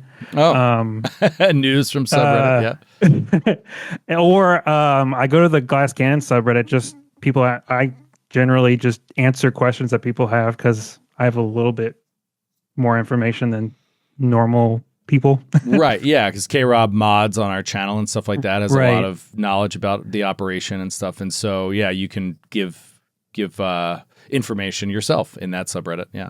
Yeah, and like a lot of times it's just like anytime I search something on Google, especially now, it's blah blah blah Reddit, because that's where I know the information is most likely a real person. And it's, like Jared said, it might have been from 6 years ago, but it's definitely still useful. Like I've been playing a lot of the college football game, and I've been looking for some good sliders to get a better gameplay experience. And I go to the NCAA football series subreddit, and I found a good slider set, and I've been having a blast. Yeah. That's thanks for the call too, K-Rob, but that's a good, like, I end up using subreddit for my hobbies, right? Or using Yeah. Reddit for my hobbies and finding people that like these things and how to expand upon those things. When you mention builds in Pathfinder, that's probably the most thing I've read on Reddit is like builds in Pathfinder. And as those builds get upvoted and as they get commented on with multiple people saying like, oh, this works for me, or I love this build or whatever, it lends to me, it's silly. It's only 4 people, whatever, but it lends legitimacy to me and makes me want to explore a little bit more down that road. I honestly don't know where else you would find information like that these days. I think that some is people the primary source. throw up websites of their own with that kind of info, but that's less and less hard. Oh yeah, I agree. I absolutely agree. Sometimes there are articles, from like websites that are kind of obscure that have stuff like that. I mean, good Lord, sometimes I'll find a WordPress or a blog post somewhere from so many years ago. But yeah, Reddit is really where all of that kind of stuff has gone to live. Let's bring Pug up here. Pug, whose picture on Discord is, you guessed it, a pug. Shocker. What's up, Pug? Hey, how you doing? I've kind of touched on this, but yeah, it's Reddit it feels like the quote unquote old internet a little bit with forums and things like that. Mm-hmm. And it's not as social media. It's not Facebook or Instagram or of course now Twitter. And it's also with more and more AI. You go to Google, you type in something, and like the first 5 things are ads or AI. There's bots on Reddit as well, but usually you can tell that they're pretty basic. So I do love it just because it's a place you can get away from the everything is bots or people trying to sell you something. Yeah, that's true. Yeah, that's a good point. I mean, even if and thanks for the call, Pug, even if it does feel a little bit like, this is just one person's opinion. It's like, well, okay, but like, you get the sense that like this is an actual person, this is their actual opinion, and then the people that are chiming in on it, you get that sense that it's not something that's being sponsored or that's being like shown to you, right? Because the algorithm thinks you'd be interested in this. Right. It's really just keyword searches, and it doesn't feel like there's much clout chasing going on. I mean, I guess you can clout chase in the Universal Monsters subreddit, but it's like, who cares? Like, I don't know. It doesn't feel like people are posting for likes, they're posting to exchange information. I agree. I think that like I mentioned before, that book example, I think I probably use Reddit for finding books and TV shows and documentaries and stuff like that more than anything else. It acts for me as a very good, like, if you like X, you'll like Y and Z sort of like connections. You know who's raising their hand here, Jared? It's somebody named Butter Biscuit, who I guess couldn't talk earlier, but has their hand raised regarding the Reddit discussion. Butter, if you're there, come on up. If you're not, we'll check in with you later. Butter. While we wait, maybe Great Gray Squid can come on. Oh, there's Butter. Hold on a second. There's Butter Biscuit. Hey, sorry, I was in an elevator. Yeah, no worries. Happy you could call in, albeit a little bit later. Yeah, sorry, I was hating on your book for a little bit, but it's anyway, all good. Back to an earlier discussion there for just 1 second. Are you just starting the First Law trilogy, or are you rereading it?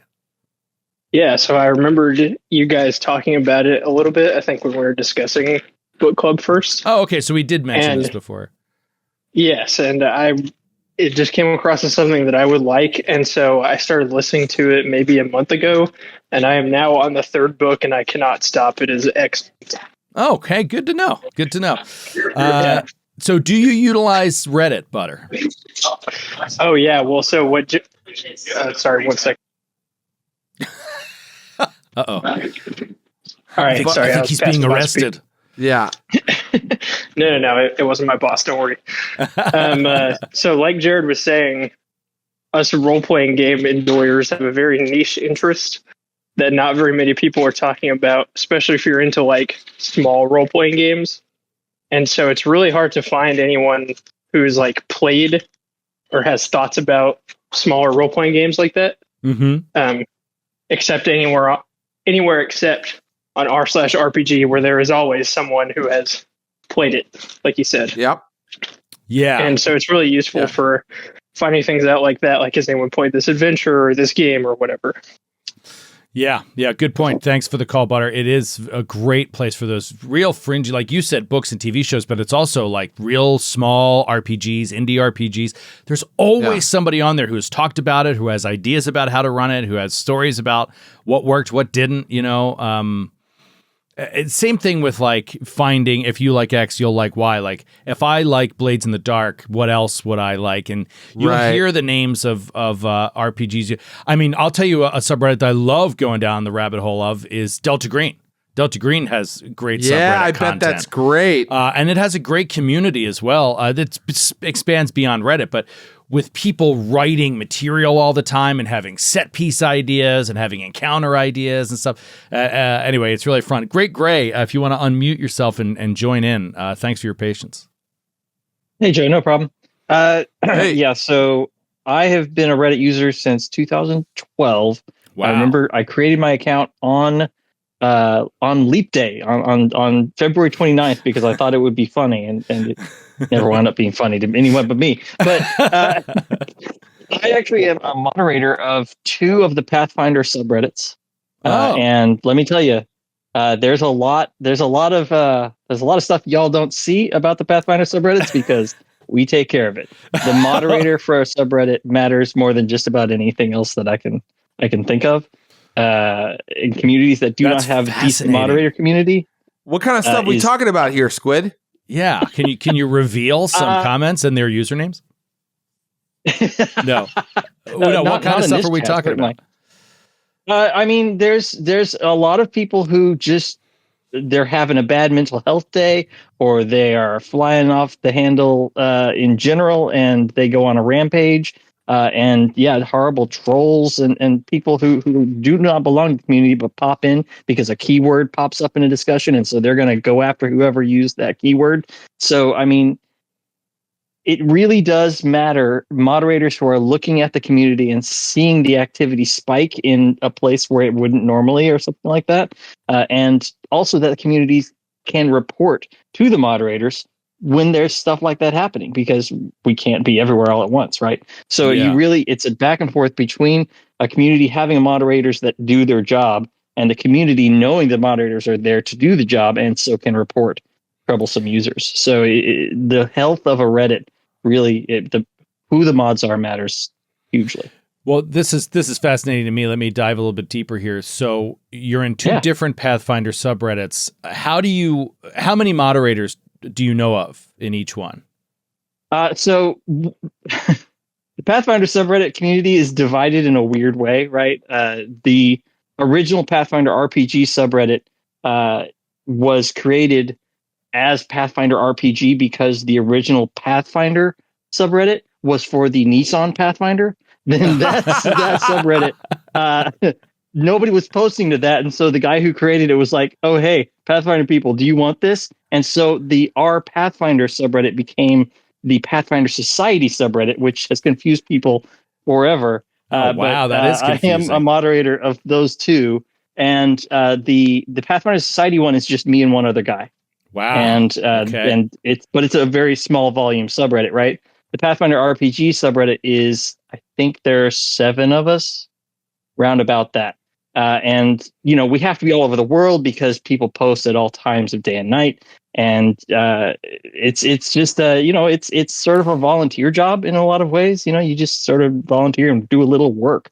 It's work. Well, but do you get paid? It is a really great way. No. Well, then it is a volunteer job. Yep, it is. Yes. Yeah, it's not like a volunteer job. It's a volunteer job. Do you have direct contact with people at Paizo? Like, do they talk to you about the Reddit or its information or moderating it or anything like that, or is it just totally occasionally? fan-run? Yeah. No, we work sometimes with the Paizo marketing people because they want to do something, and so we'll work with them to make sure that can happen without any hitches. And we have on the Pathfinder RPG subreddit, we have very strict rules about self-promotion, and we want to make sure that people aren't just coming in there and promoting my generic RPG product does this. We want to keep things Pathfinder, and so there's a lot of rules that we have set in place to prevent that kind of activity. So making sure that something is what we want to have discussed is very important. Well, that's awesome. Thank you, Great Way. I mean, you've called multiple Thanks. times, and we've had you on your great caller, and thanks for that insight. That's really cool. To get that kind of insight because I use Pathfinder RPG subreddit all the time. Right. And to know that the reason it is readable and usable is because there are people devoting their time to cleaning it up. Because the internet is a cesspool. So yes, it is. And we have to Squid's in there with his filters and his little net pulling the turds out of the cesspool. Exactly. Okay, buddy. You don't belong here. And you just pull that turd out of the cesspool. All right, let's keep it moving. We got more to we got to get on to our this final amazing show. Our final two topics. March 10th. March 10th is Mario Day. Mario Day. Or as I call it, Mario Day. And you say Mario? I say Mario. Super Mario Brothers. Is that a Philadelphia thing? I guess it's a Philadelphia thing. I'm not sure. McD will probably correct me on that in a second. McD we're going to bring in for this segment because I think it's McD is one of the biggest Mario fans I know. And I think that it's a fascinating topic. The only thing that I'll say on it is we talked about this a little while ago about your birth into video games. I credit Super Mario Brothers with my birth into video games. I may have played a little bit of Atari, but nothing consumed my mind like the original Super Mario Brothers video game, which I became obsessed with, which our whole neighborhood was obsessed with. At that time, it was a phenomenon. Parents wanted to know what kid had gotten through World 6 on the block. Like it was a phenomenon. And when I beat it, it was one of the most amazing moments of my young life. And so, I'll always remember that as my gateway game. Obviously, I was obsessed with getting Super Mario Brothers 2 and Super Mario Brothers 3 for my money was the best. But then after that, I didn't really play much as it got into the next generation consoles. What's your sort of history with Mario Brothers? I love the Mario Brothers games. I think it's kind of cool that you and I were kind of there when they came out. You know, we were alive and we were at the right age to start consuming them. I'm kind of curious what people who were born in 1990 or 2000 think about Mario, because at this point, Mario's an old man in the video game world. But I was just reading up on it, and I thought that there was some interesting things about it. You know, the game is like the first game where instead of just a high score, you know, instead of every level being the same and you doing the same thing over and over, Mario, it added so much more free will and took advantage of the video game format so much more.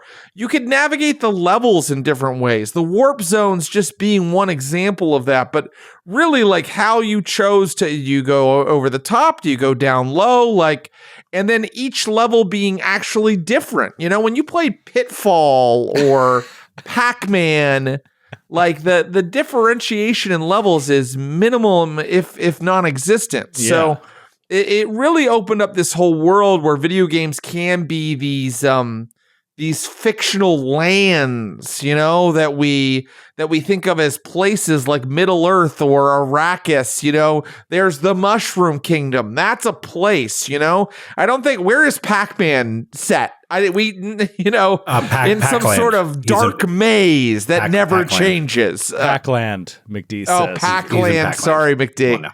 Well, anyway, I would just say that that's what's so incredible about the Mario Brothers games. And mine is favorite. My favorite is definitely the one from the first SNES, the Super Mario World is my favorite. Okay, let's get McD up here. McD, I'd love you to weigh in on your. Can we get him on video? Yeah, there we go. There's Big D. Yeah, buddy. I'd love you to weigh in on your favorite among the series, because I know you played on multiple consoles over the years, and you know, I'm not sure how many you delved into or how recently, but I asked you to put together like a top 5 list, similar to what we did for the winter movies, of the games in the franchise, your favorite games across the entire history thus far. What are your top 5 Mario games? Top 5. Mario Brothers, Super Mario Brothers 3 is the best Super Mario Brothers game. Then Super Mario World, number one. Then Super Mario Galaxy. That one's tough. Galaxy 2 also really good. They're kind of like the same to me. I don't know. I played a lot of them, both of them a lot. And Super Mario 3D Land and Paper Mario: The Thousand-Year Door is fantastic. Paper Mario. That is a deep franchise when there's one just called Paper Mario: The Thousand-Year Door. Sure. I mean, it probably only sold like 8 million copies. It's pretty deep cut.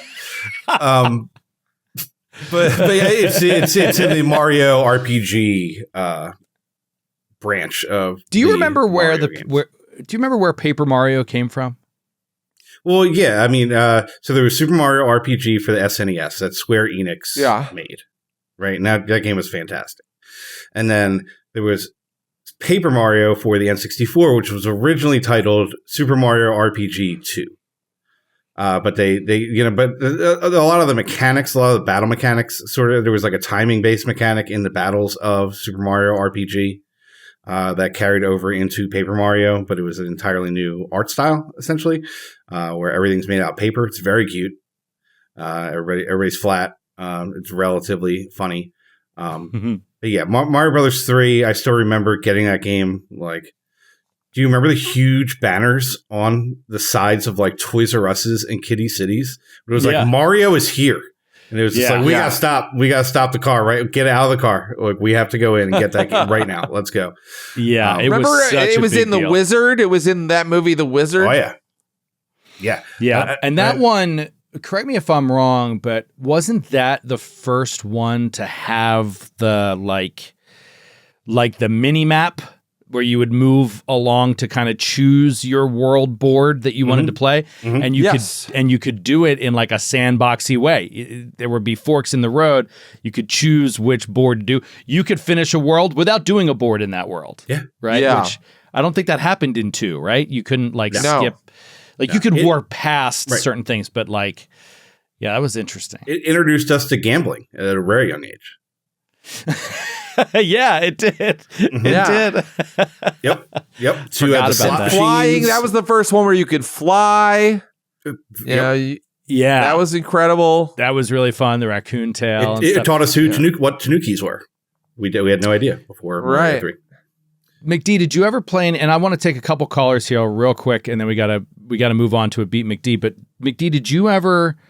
Have you played any of the newest ones? Say the last 5 years. Super Mario 3D World, Odyssey kind of stuff. I played Odyssey. Yeah, I played some of Wonder. I didn't.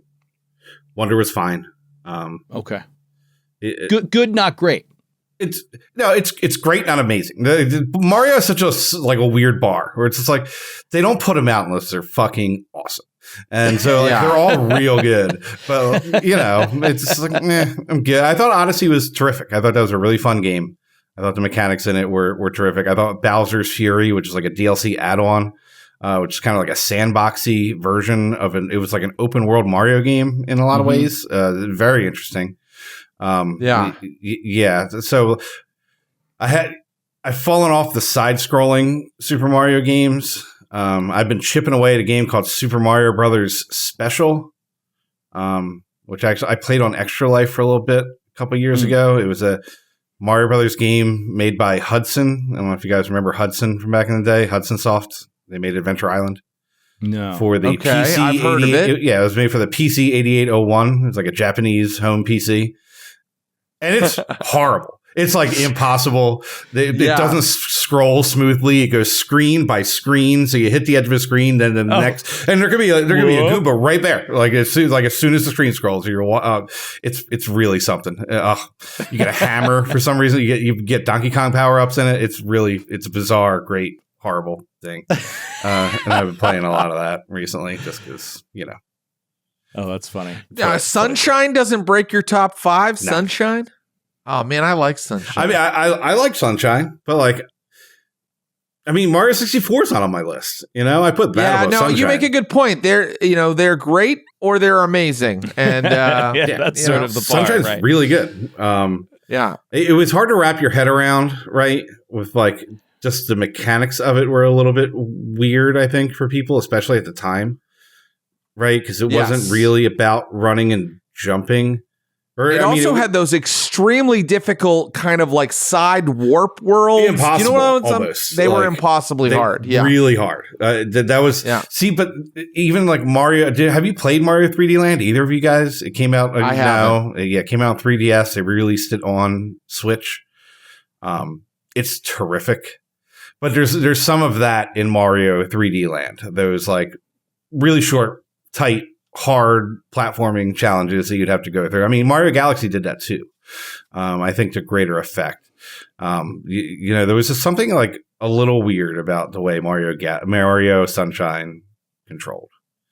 And I like that Mario will still bring the pain. You know? Like I just it hated street art, and I like street art. Let's take a call because then we have to get into the contest.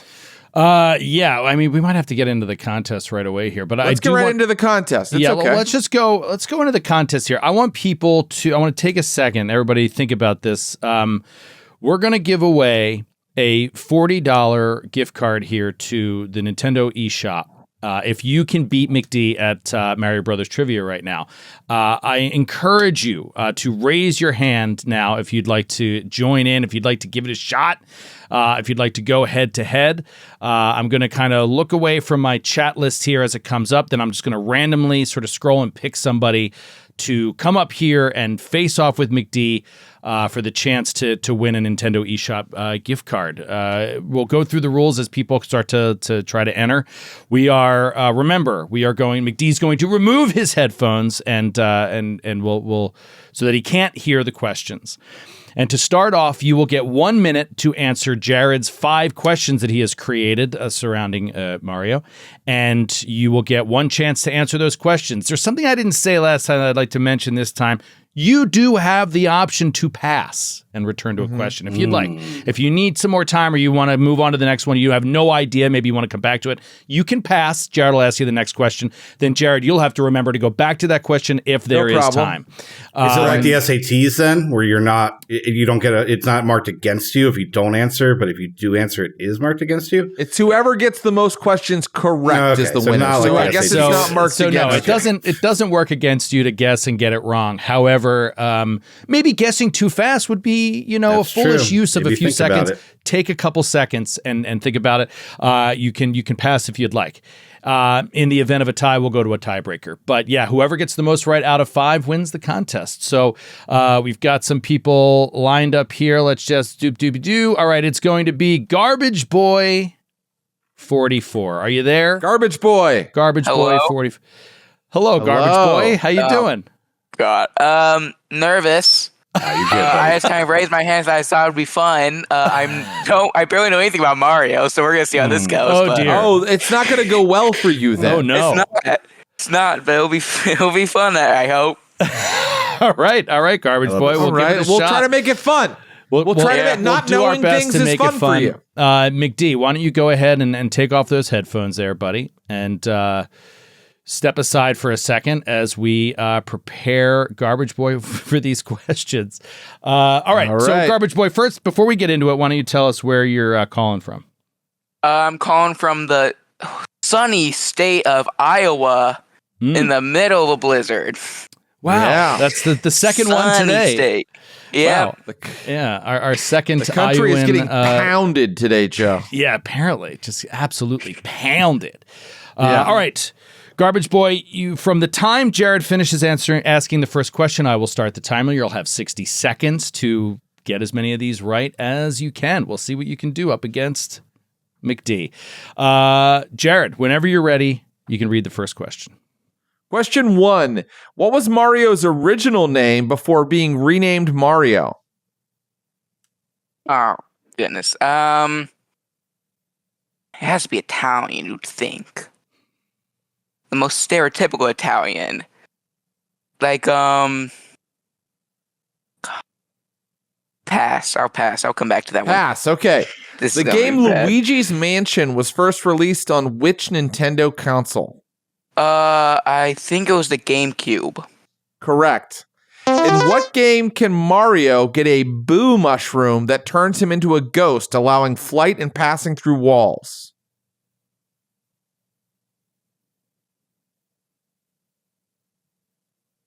Are you still there, my friend? Yes, I'm still there. I think I'm just gonna go with 3D World.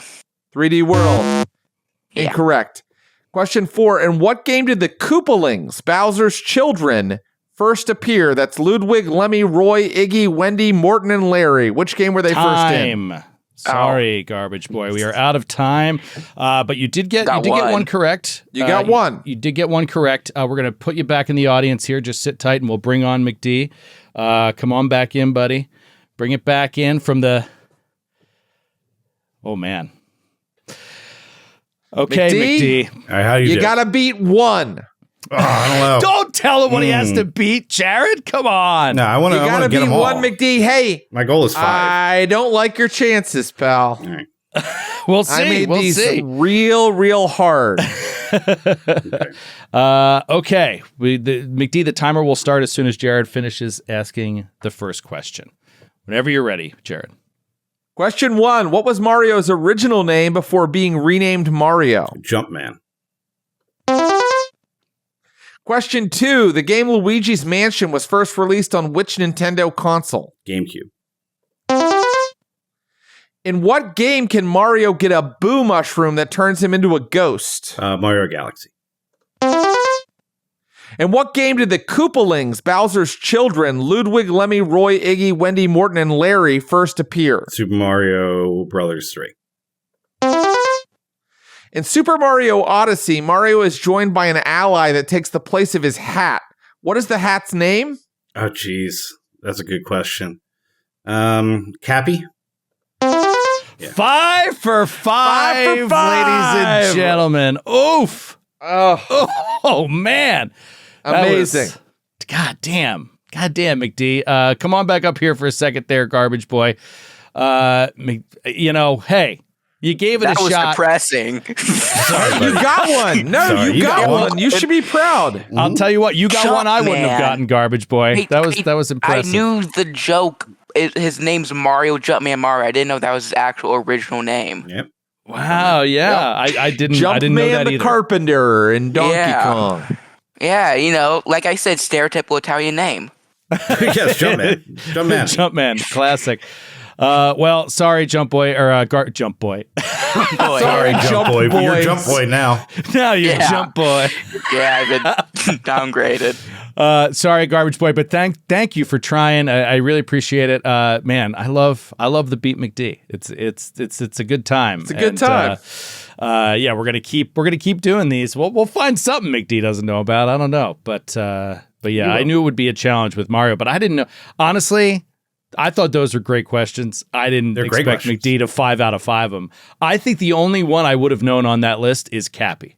I played a lot of odds. Yeah, I would have known Cappy, but like the other ones, whew. I'll tell you this. I made the questions, and before I made them, I would have known 0 of them. So there you go. They were good. They were good questions. They were solid. Awesome. Yeah. Mm-hmm. Awesome. Well, let's talk a little bit about what we got coming next week. Before we get out of here, we have got.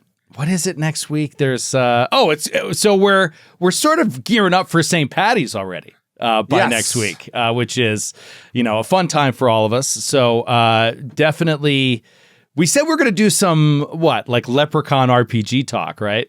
I want everybody to brush up on their folklore. We're going to have a folklore conversation about Gaelic myths and legends. I think that would be fun. That would be fun. We also talking about Daredevil. Might get some Daredevil Daredevil will be in. debuting, and I think it would be great to get into Daredevil, the shows, the comics. So stay tuned for that as well. Yeah, so lots of good stuff coming next week. Thank you guys so much for hanging out with us. As always, we appreciate you coming out and supporting the show live, watching it live. Everybody on Discord, thank you so much for listening on Discord, for being a subscriber, for supporting the show, for coming up, talking. Those of you we didn't get to today, I'm sorry. Keep raising your hand. We will get you in future weeks for sure. There's a lot of people want to get on, which is awesome, but we want to get as many of you in to be heard as possible. So thanks again to everybody, and have a fantastic Thank you, guys. week. Yeah. Have a great one, and we'll see you next time on Glass Cannon Radio. Peace out, everybody. Bye-bye.